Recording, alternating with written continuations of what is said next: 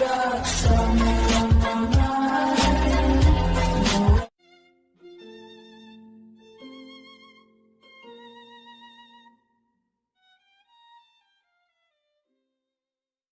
aí pessoal, o nosso canal sempre tentou ajudar vocês na busca pela verdade, através dos vídeos e dos ensinamentos do professor Olavo de Carvalho. Não são só vídeos que a gente coloca aqui no YouTube, na nossa comunidade a gente também coloca artigos e textos do nosso amado professor. Espero que estejam gostando e quem puder, ajude o nosso canal, compartilhe ou apoie se puder. A gente está aqui desde 2012, sempre fazendo esse trabalho e sempre tentando ajudar. Que Deus nos abençoe a continuar e obrigado a todos. Fiquem com o vídeo e Deus no comando sempre. Então, quer dizer, especulações quanto ao fim do mundo são uma coisa ridícula, mas que você vê sinais de uma situação anunciada profeticamente, você vê. Por exemplo, o reino universal da mentira nunca foi historicamente possível, a não ser quando existir, a partir do momento em que passam a existir os meios de você propagar a mentira instantaneamente para todo mundo. Ora, isso aí é uma situação que só se realizou nos últimos 50 anos. A globalização das comunicações, sem isso, o reino universal da mentira é impossível. Então você tem hoje um meio de realizar isso. Não quer dizer, vamos dizer que, por exemplo, outra coisa que iludiu muitas pessoas, vieram alguns amigos meus dizer que estavam impressionados com o filme Matrix. Né? Eu digo, bom, eu considero isso um sinal de miolo mole. Por quê?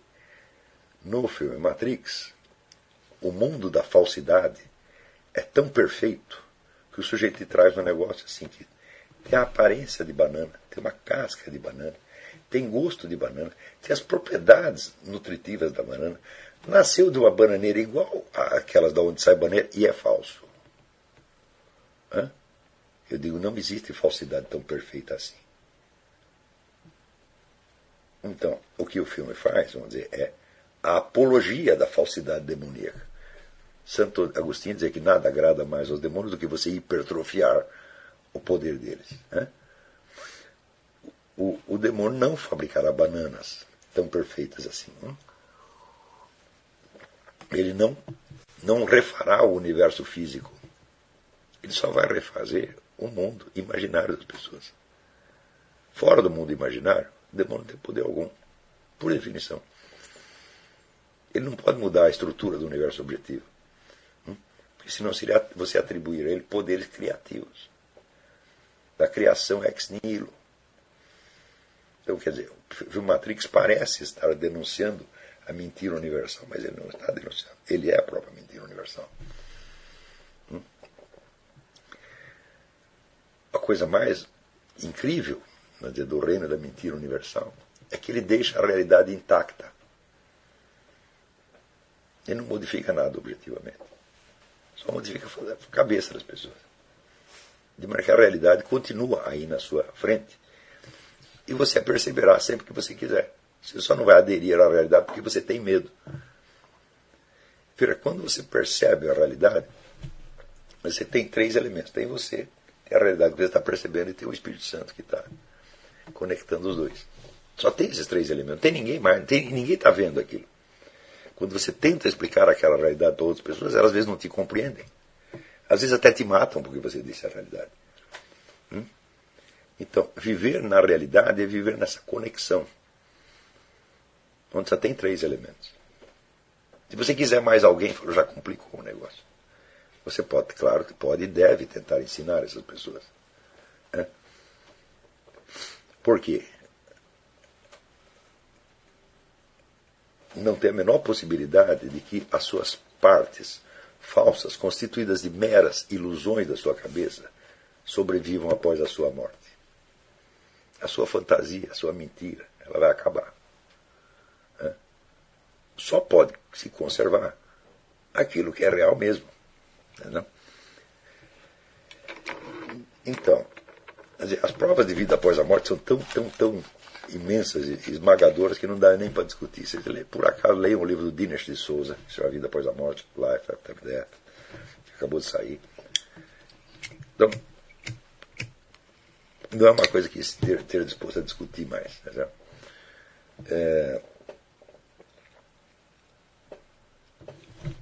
Então, aulas atrás eu expliquei para vocês uma coisa que eu considero fundamental, mas que a gente tem que voltar a ela sempre, sempre, sempre.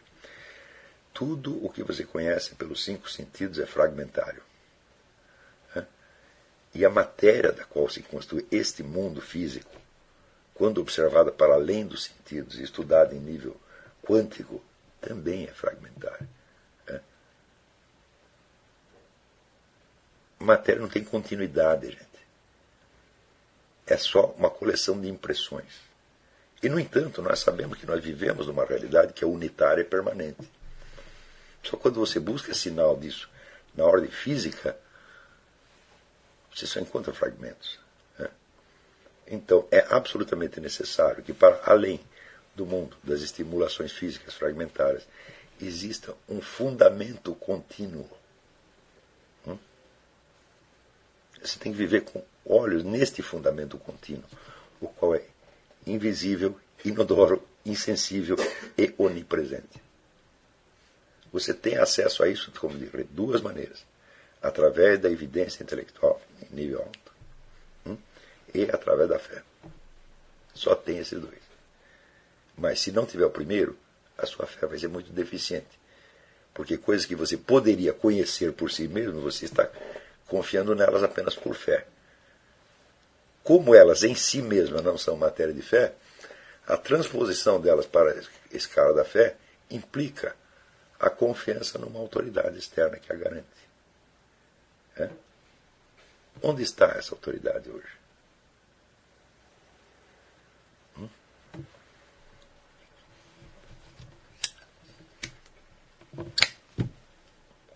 Você pode dizer, o Papa. Eu digo, tem ideia da situação do Papa, meu filho? O Papa no Vaticano está perdido. Está cercado de traidores de tudo quanto é lado. O que ele pode fazer é o mínimo. O que ele pode falar é menos ainda.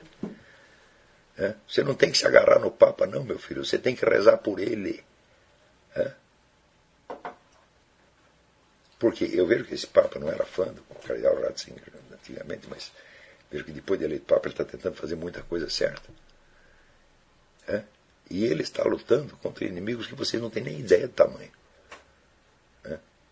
Então, você veja, a infiltração da Igreja Católica começa na década de 30, e foram milhares de pessoas, e hoje são bispos, cardeais, etc, etc.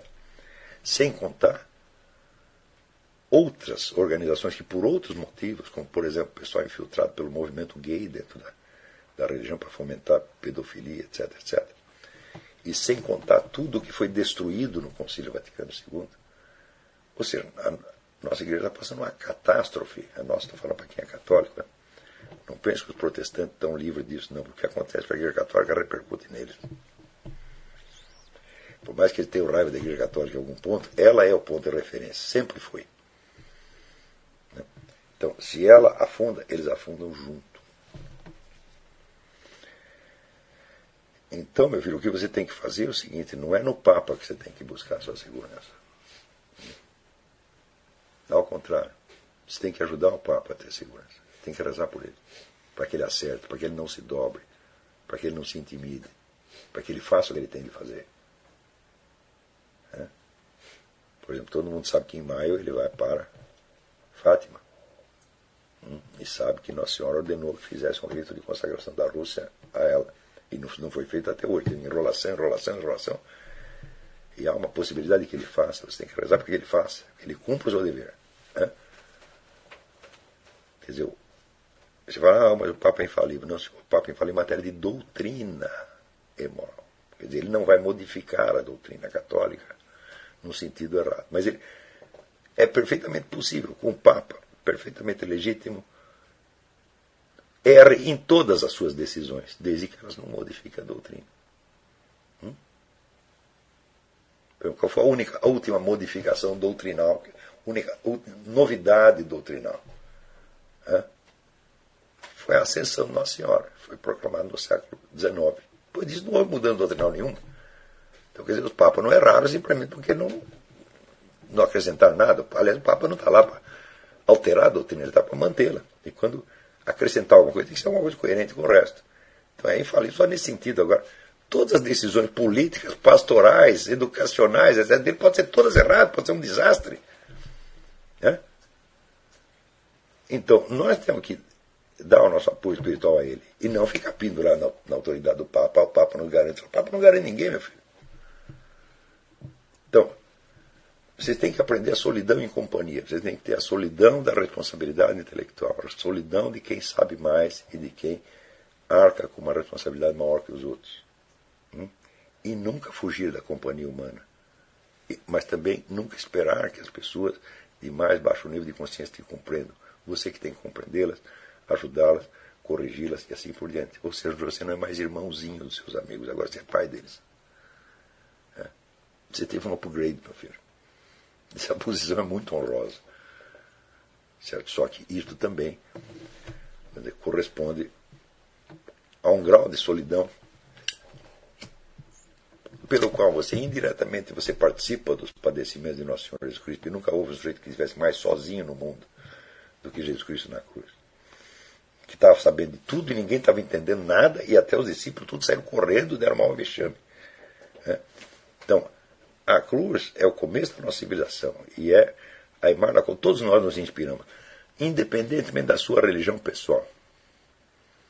Porque se você está dentro dessa civilização que historicamente é judaico-cristã, esse é o seu ponto de referência e todo o seu imaginário está condicionado aí. E agora, por exemplo, eu leio muito Jacob Wasserman, que é um dos escritores do século XX, é o meu preferido de longe. O Jacob Wasserman é um judeu. Tá certo? Ele não era um judeu ortodoxo, destinado na sinagoga toda hora. Tá? Mas eu vejo que todo o universo imaginário dele é o universo cristão. Não quer dizer que ele seja cristão pessoalmente. Né? Então, isto vale para quem é católico e para quem não é. Tá certo? Então, de certo modo, o destino das pessoas que buscam conhecimento é o próprio Cristo na cruz, é a solidão. Só que ele viveu isso de uma maneira muito pior do que nós. Ele não está nos jogando todo aquele peso nas costas, né? É só um pedacinho, gente. Né? E o pedacinho que nós carregamos é muito menor do que carregou um Richard Wurmbrand, do que carregaram tantos mártires. O que está sendo pedido de vocês é pouco. Não afrouxem, não se acovardem, não fiquem com choradeira, gente. Alegre-se. É uma grande honra a gente estar podendo fazer esse trabalho aqui. Agradeça a Deus. Fala, olha, por que logo eu fui escolhido para me dedicar a esses estudos, para elevar minha consciência, para ensinar. Não tem nada de choradeira. Ademais, esse seminário tem mais de 1000 membros, quer dizer, você pode fazer um monte de amigos ali que têm as suas mesmas preocupações. Não quer dizer que você, agora só vou falar com pessoa de seminário, não convivo com mais ninguém. Fala, não, se você fizer isso, você está lascado. Daí você transformou isso aqui numa espécie de legionário de Cristo, ele fecha todo mundo lá dentro. Agora nós não falamos mais com os profanos, nós vivemos aqui tudo protegidinho, sim, protegidinho e transando lá com o superior, tá entendendo? O que é isso, minha gente? Pô. Então, tudo isso, vamos dizer, a dose de, vamos dizer, o mico que a humanidade está pagando nessas últimas décadas é um mico universal, sabe? Então nós estamos sendo poupados de pagar esse mico. Nós não queremos fazer com que a nossa vida seja uma palhaçada. Tá certo? E o único segredo disso é, vamos dizer, a sinceridade interior que deve permanecer viva não somente nas horas das grandes decisões morais, mas na própria busca do conhecimento. Você tem que confessar para si mesmo se o que você está estudando, o que você está lendo, tal, realmente corresponde com o que você sabe, com o que você viu, mas não somente com uma parte do que você sabe. Né? Quer dizer, a sinceridade é o método de buscar a verdade. Onde é assim, porque você quer saber? A essência do que eu estou ensinando é isso. Né? Sinceridade e conhecimento são a mesma coisa. Não existe dois universos. Aqui é o universo da ciência, que é o objetivo, impessoal, etc, etc. E aqui o mundo das emoções pessoais, dos valores pessoais. Isso é uma invenção da sociedade burguesa que já está caindo, porra. Isso é uma besteirada. Não existe verdade sem responsabilidade moral. Quer dizer, a verdade inteiramente objetiva, eu digo, meu filho, a verdade inteiramente objetiva seria aquela verdade que ninguém conhece. Se alguém conheceu, então você já tem o comprometimento da subjetividade humana naquilo. Não pode ser isto que nós estamos procurando. Você busca a verdade, não é isso que você está procurando. Senão nós vamos cair naquele mesmo dualismo, naquela mesma divisão que determina, por exemplo, toda a filosofia de David Hume, que eu acho que é, vamos dizer, uma espécie de esquizofrenia organizada, em que, né, de um lado existe um mundo físico absolutamente incognoscível e do outro lado existe uma série de emoções e sentimentos tradicionais a que você se apega por simples medo. Se fosse isso, seria uma palhaçada. E não é essa palhaçada que nós estamos querendo buscar. Bom, vamos fazer um intervalinho e vou responder as perguntas em seguida. Então, vamos recomeçar aqui. Aqui havia uma pergunta, como é que é? Formula a pergunta de novo. A pergunta é... Fala bem alto. A pergunta é, caso uma pessoa que está vivendo desde criança em um meio contaminado pelo crime, por exemplo, e ela cresce acreditando que aquilo é uma verdade, ela gostaria de ser um líder, por exemplo, no tráfico de drogas dentro de uma favela, e ela pede aquilo com pureza no coração, ela acredita que aquilo é uma coisa boa para ela, não foi dito que é errado. Ela vai conseguir isso? Ela... Bom, então, já entendi a pergunta. Então, a pergunta é a seguinte: se você pede uma coisa que é objetivamente má, embora você esteja subjetivamente persuadido de que é bom, como é que se coloca isso? O que você está colocando é o problema da sinceridade. Né? Quer dizer, o que vai decidir isso, vamos dizer, é a sinceridade. Agora, na linguagem corrente, pessoas usam a palavra sinceridade para apenas designar o que você faz quando você diz o que você pensa, exatamente como você pensa. Mas a sinceridade não se compõe só disso. Sinceridade não é só você dizer o que você pensa, é você pensar as coisas como elas efetivamente se apresentaram. Não é isso? E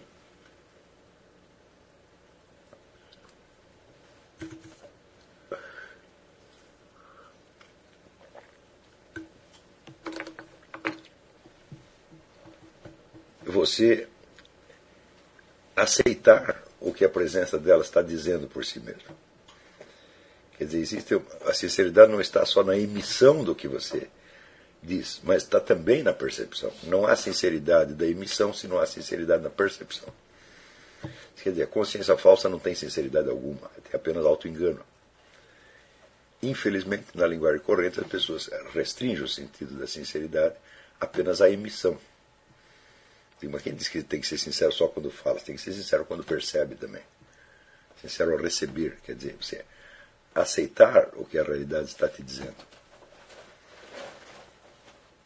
Está compreendendo? Então, é impossível que o sujeito que está, por exemplo, no narcotráfico, não perceba o dano e o sofrimento que ele está espalhando para milhões de pessoas. Se ele não quer perceber isso, ele não quer perceber a realidade. Ele está vivendo dentro de uma redoma de ilusões que ele mesmo criou para seu próprio reconforto. Então não há sinceridade aí. Então, mesmo que ele diga exatamente o que ele pensa, o que ele pensa não reflete o que ele percebe. Você tem esses três elementos. Você tem que dizer o que pensa, pensar como percebe e perceber as coisas como elas são. Ou seja, como elas realmente se apresentaram. Sem isso não há sinceridade. Então, você vê que a sinceridade se compõe inseparavelmente desses três elementos. O primeiro desses elementos é apenas uma capacidade de expressão verbal. Eu sou capaz de dizer o que penso. Agora, pensar de acordo com aquilo que você percebe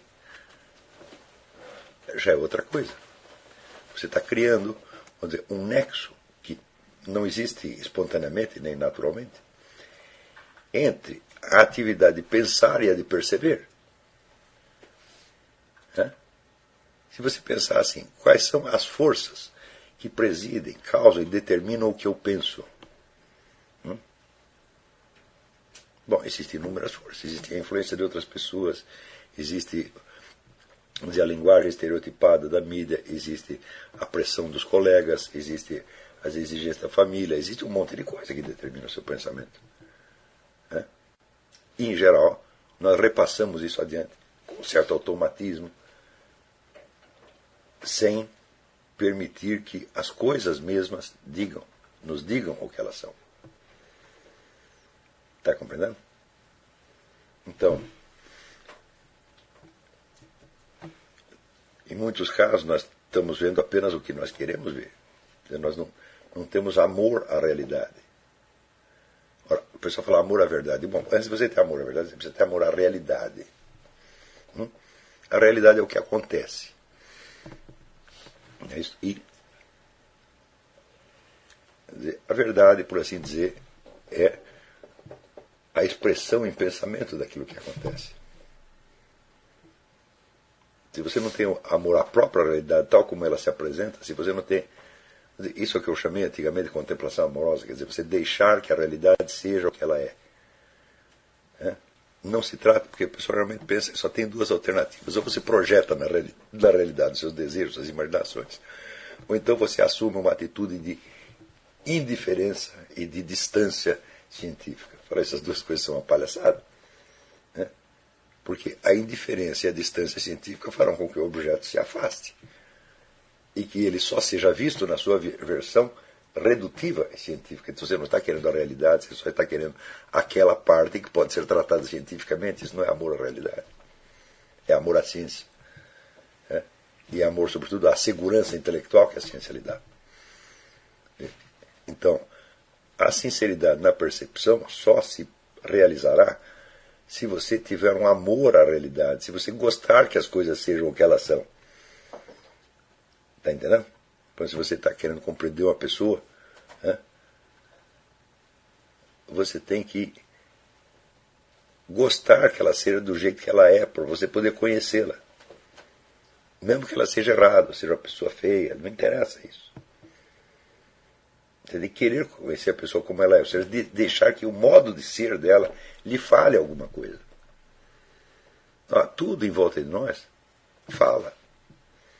Até os acontecimentos da natureza física, até uma pedra fala. Ela está mostrando o que é a sua presença, a sua consistência, o seu tecido interno, o seu peso, a sua enorme complexidade, vamos dizer, de fragmentos atômicos que a compõem. Tudo isso ela está mostrando para você.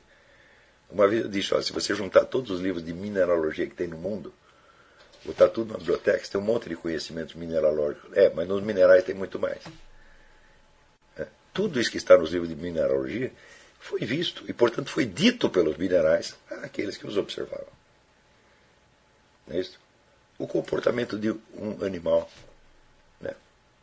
Quantas vezes eu fico olhando o cachorro e tentando entender o que ele quer, nos termos dele. Ele diz coisas para você, o cachorro comunica com você. Não é isso? Agora, você pode, projetivamente, vesti-lo com uma estrutura que ele não tem. Pode ser outra coisa. Eu acho que, por exemplo, pessoas que estudam cientificamente conduta animal, muitas vezes fazem isso. Reduz o animal a uma categoria que permite a comparação com outro animal e olha sob aquele ângulo. É isso? Então, por exemplo, lendo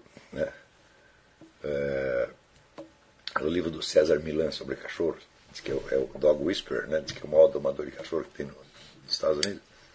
E ele insiste muito no aspecto de que os cachorros precisam mais de disciplina do que de carinho. Eu digo, mas ele perguntou isso para o cachorro? Não. Quem precisa de mais disciplina do cachorro do que carinho? Do cachorro somos nós. Quer dizer, se você ficar afagando o cachorro o tempo todo, mas deixar ele mijar na sua cama, vai ser um problema. Você será um amor infeliz, por assim dizer. Então, não é que o cachorro por si mesmo esteja requerendo mais disciplina. Na verdade, ele quer mais o carinho do que a disciplina. É a conveniência nossa. Então, o que ele está dizendo está certo, mas não está dito do ponto de vista da objetividade do cachorro. Está entendendo? Na verdade, por exemplo, quanto de carinho o cachorro precisa? Eu digo, olha, isso varia de cachorro para cachorro. Não é isso? Tem cachorros que pedem ansiosamente aquilo. Não é isso?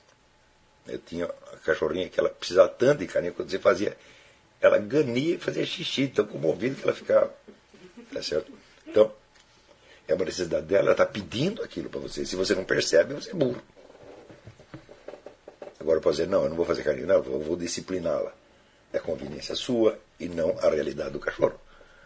Então, claro, a conveniência sua também existe, também é uma realidade. Então você tem que ver toda a ambiguidade da situação. Né?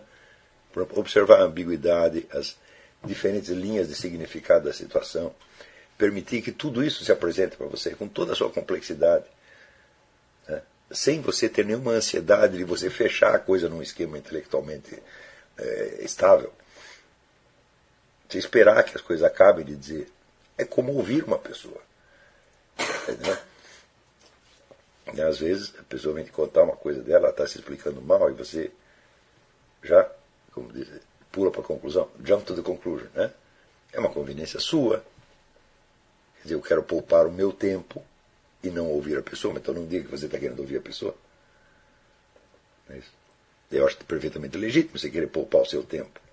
Mas não venha lhe dizer que isso é uma maneira objetiva de conhecer a pessoa. Está entendendo? Então, vamos dizer, aceitar, por isso que essa expressão que eu uso, o modo como as coisas se apresentam, isso é muito importante, isso é uma coisa que eu tirei, vamos dizer, da fenomenologia de Husserl. Né?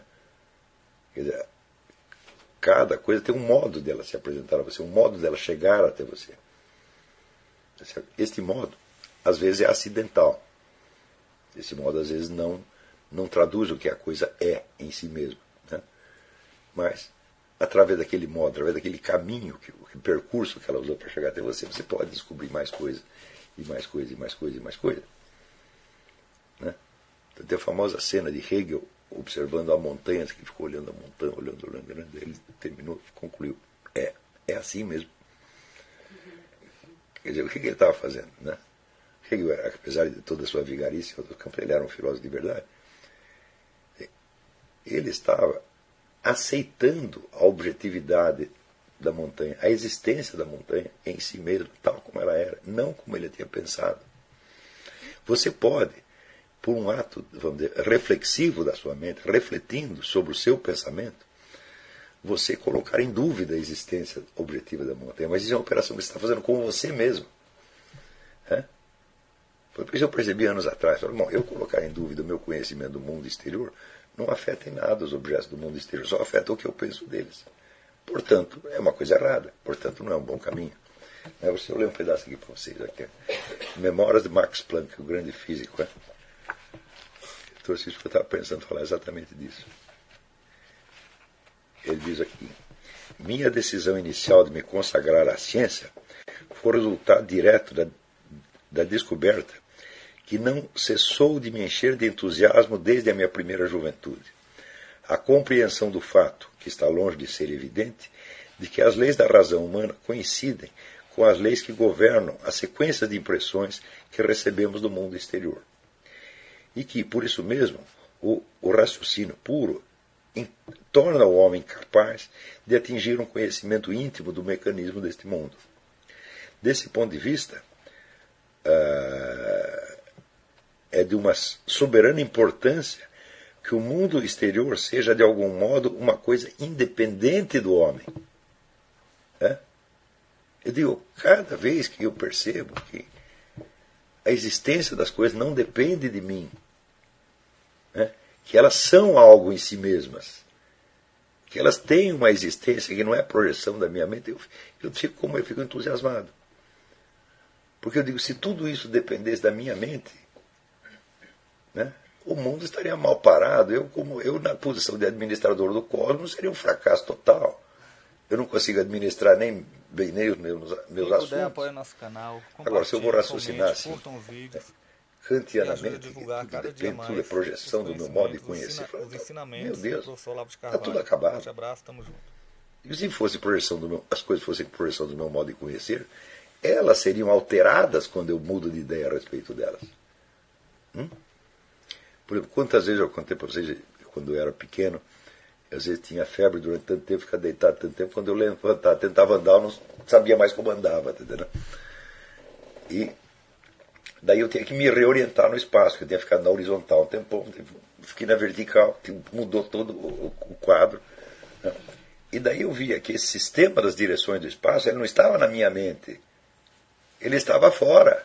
E eu tinha que me reencaixar novamente nisso. Tá entendendo? É uma experiência como essa do Planck. Então, o mundo existe. Não fui eu que fiz. Tá entendendo?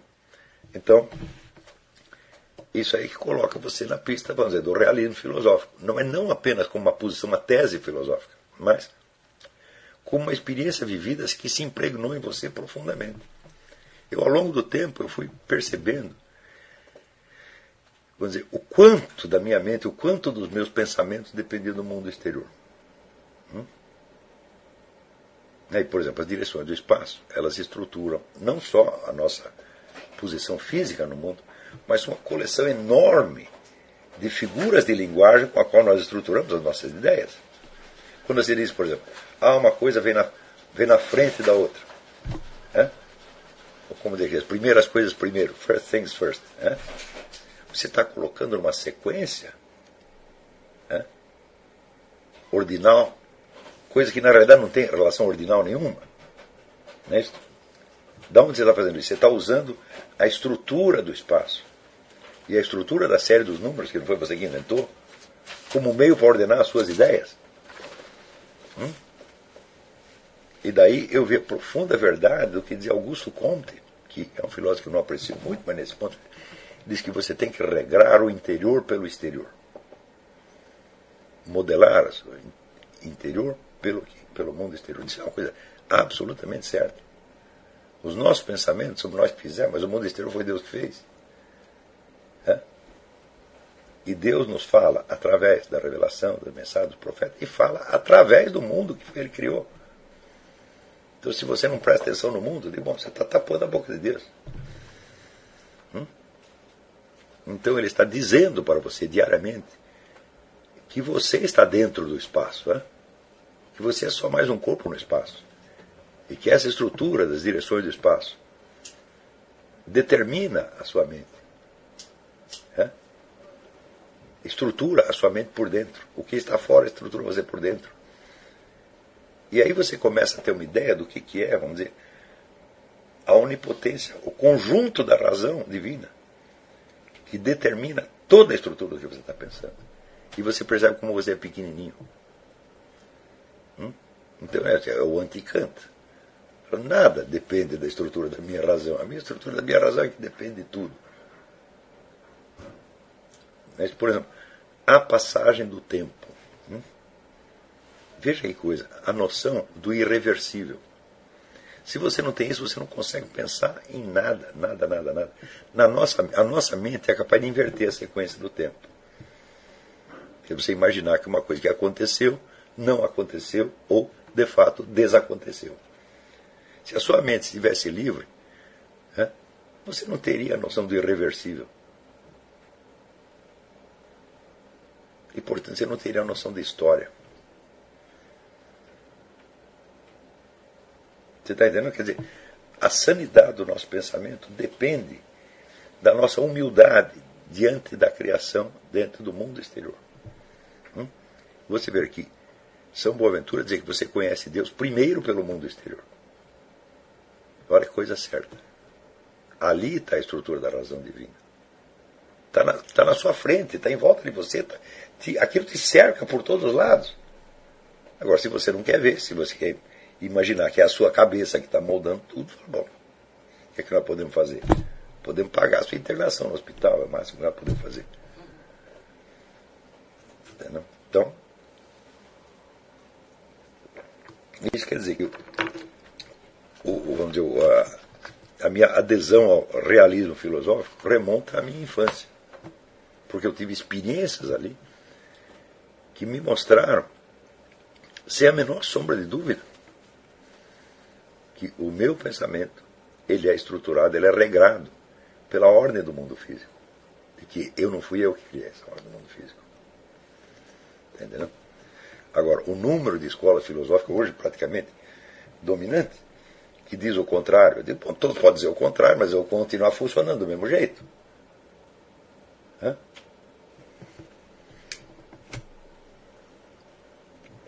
Por exemplo, vou bater aqui uma pergunta que alguém fez aqui.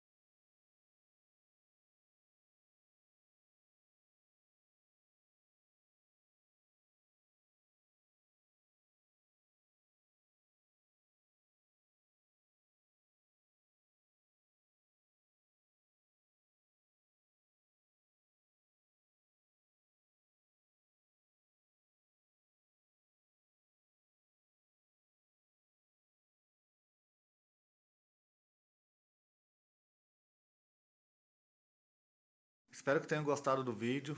Compartilhem, comentem, curtam. Apoiem nosso canal para a gente continuar aqui no YouTube com essa iniciativa que é desde 2012.